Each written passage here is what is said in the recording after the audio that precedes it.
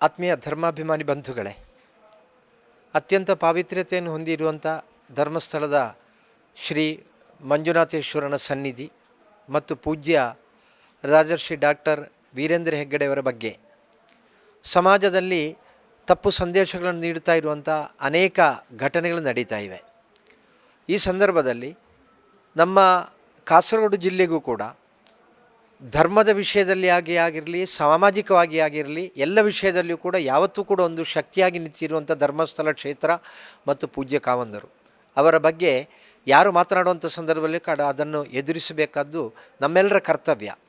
ಆ ನಿಟ್ಟಿನಲ್ಲಿ ಇಡೀ ಕಾಸರಗೋಡು ಜಿಲ್ಲೆಯ ಧರ್ಮ ಬಂಧುಗಳು ನಾವು ಧರ್ಮಸ್ಥಳ ಕ್ಷೇತ್ರದ ಬಗ್ಗೆ ಅತ್ಯಂತ ಪೂಜನೀಯ ಭಾವನೆಯನ್ನು ಹೊಂದಿದವರಾಗಿದ್ದೇವೆ. ಅದೇ ರೀತಿ ಕಾವಂದರು ಮಾಡಿರುವಂಥ ಸೇವಾ ಕಾರ್ಯಗಳು ಆ ಕ್ಷೇತ್ರದಿಂದ ಇವತ್ತು ಸಮಾಜಕ್ಕೆ ನಮ್ಮ ಜಿಲ್ಲೆಯಲ್ಲಿರುವಂಥ ಅನೇಕ ದೇವಾಲಯಗಳ ಜೀರ್ಣೋದ್ಧಾರಕ್ಕೆ ಬೇಕಾಗಿರುವಂಥ ಅನೇಕ ಆರ್ಥಿಕವಾಗಿರುವಂಥ ಸಹಾಯ ಲಭಿಸಿದೆ. ಅದೇ ರೀತಿ ಗ್ರಾಮಾಭಿವೃದ್ಧಿ ಯೋಜನೆಯ ಮುಖಾಂತರ ನಮ್ಮ ಹಿಂದೂ ಸಮಾಜದಲ್ಲಿ ದಾರಿ ತಪ್ಪಿ ಹೋಗುತ್ತಾ ಇರುವಂಥ ಅನೇಕ ಬಂಧುಗಳನ್ನು ಸರಿಯಾಗಿರುವಂಥ ದಾರಿಗೆ ತಂದು ಅವರು ಯೋಗ್ಯವಾಗಿರುವಂಥ ಕುಟುಂಬ ಜೀವನವನ್ನು ಅನುಸರಿಸಿಕೊಂಡು ಬರಲಿಕ್ಕಿರುವಂಥ ವ್ಯವಸ್ಥೆ ನಿರ್ಮಾಣವಾಗಿದೆ. ಸ್ವಾಭಿಮಾನಿಗಳಾಗಿ ತಮ್ಮ ಕಾಲಲ್ಲಿ ತಾವು ನಿಂತು ಜೀವನ ಮಾಡಲಿಕ್ಕೆ ಬೇಕಾಗಿರುವಂಥ ಅನೇಕ ವ್ಯವಸ್ಥೆಗಳು ಆ ಧರ್ಮಸ್ಥಳ ಗ್ರಾಮಾಭಿವೃದ್ಧಿ ಯೋಜನೆ ಮುಖಾಂತರ ಆಗ್ತಾ ಇದೆ.